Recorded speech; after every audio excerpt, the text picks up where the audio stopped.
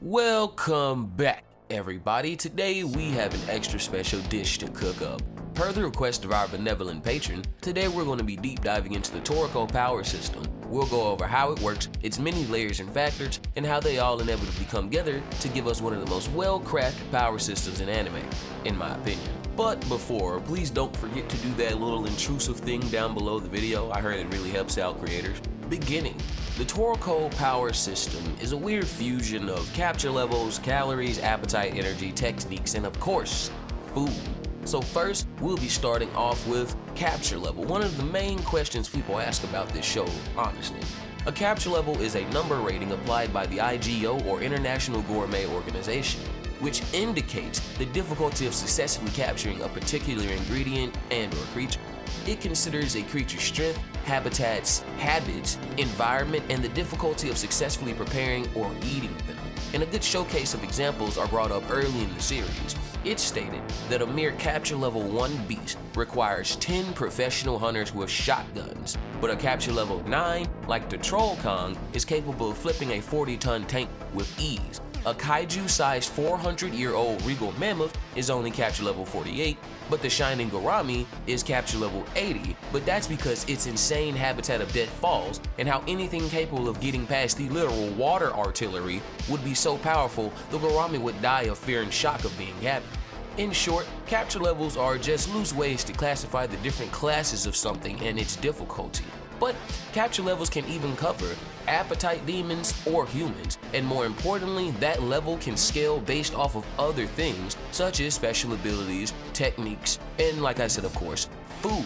Specifically with techniques like food honor or food pressure, one's ability to communicate with or subject their will on ingredients can push their power and abilities leagues higher. Think of Toriko during his temple training at Shokurin. Toriko learning food honor and immersion literally allowed him to shatter his barriers by just cutting out wasted movements. The ultimate routine Toriko learns and the pre-shot meditations of the Gourmet Knights are additionally in the same wheelhouse. These premeditated movements are to focus and collect yourself with the end goal of releasing an uninhibited attack of pure intent. And I'd actually compare this kinda to DBZ's mechanics, where if you remember, a fighter's power level can go up while charging their certain attack, example being the Kamehameha or Special Beam Cannon. Going further on this point, even the monkeys during the pair arc, for example, showed moments where their power level, or capture level, increased while using Inbu.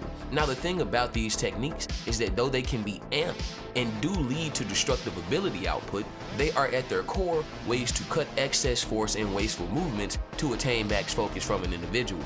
Well, Inbu's a mating dance, but you know, that's beside the point. The thing all these examples have in common is that in the end they cost energy, or more specifically for the Toriko Force, calories. In Toriko, every attack from fork or knife to Sunny's hair manipulation, zebra sound, or Coco's poison production, even the universal use of appetite energy in everyone's attacks and manifestations, all require calories. So much that the average attack from our protagonist would kill a normal human being. In the Gourmet Pyramid arc, we get stats on Toriko and Zebra's calories per attack. An average adult man's makeup with proteins, carbs, etc. is only between 125,000 and 156,000 calories. Toriko's leg fork alone requires 500,000 calories, meaning every time he launches just one of those attacks, he's using almost 4 grown men worth of energy. So, like Monkey D. Luffy, characters in Toriko can regenerate and invigorate their cells with food. Even on death's doorstep, eating a prime ingredient will literally evolve you, and these moments are kind of the staple of Toriko.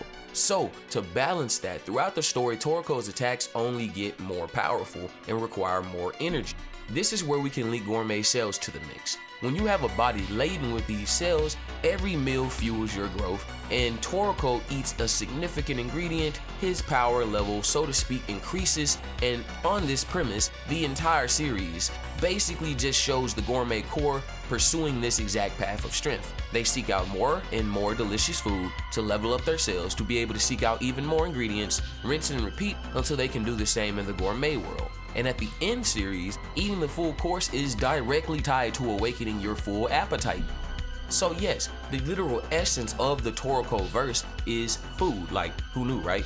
But even when we go to the Gourmet world and witness the 8 Kings and Akasha and in-series Toriko where their capture levels are in the literal thousands, what are they doing? Waiting for God to appear? Waiting to eat the full course? To power up? Learning new techniques like Imbu and exploring the various environments and encountering the exact same thing over and over again. The entire story is like a self-propelled engine. Everything inevitably leads back to the never-ending quest for better ingredients, which leads to more power-ups and new techniques, which is why in the end, our characters literally go to space. And realistically, if the series had continued, I'm not really sure how much more powerful someone like Toriko could get before becoming simply omnipotent or being nerfed by the overdone manga trope of invasion of aliens and cyborgs, like so many other shonen keep doing. Once again, looking at you, Gege. Now, this system isn't perfect. Of course, there's bumps in the road. Around the times of the 4 Beast arc, capture levels stopped being a fair way to gauge the world, much like DBZ and power levels after Namek.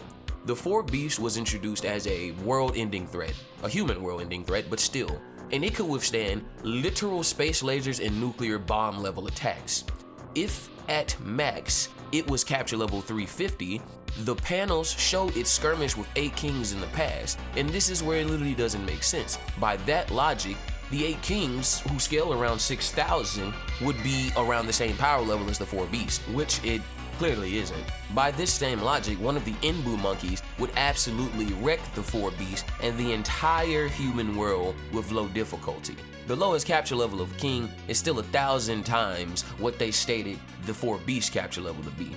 And it should be noted that when it comes to the Gourmet world, its beast can only be given a rough estimate because late game Toriko's capture levels and the scaling behind them become insane, partly due to the influence of the 8 Kings and how creatures in their vicinity need to scale to them narratively and literally, like when the apex predator of your region can literally move at the speed of light. I'm not surprised that there are other things that figured out light speed travel in that area, so I'm not too mad about it. But that's pretty much the gist of the Toriko power system, guys. Shout out to our lovely patron Wise for suggesting the video. Remember to stay safe and stay sane, and give thanks to the bounty of this universe. Itadakimasu.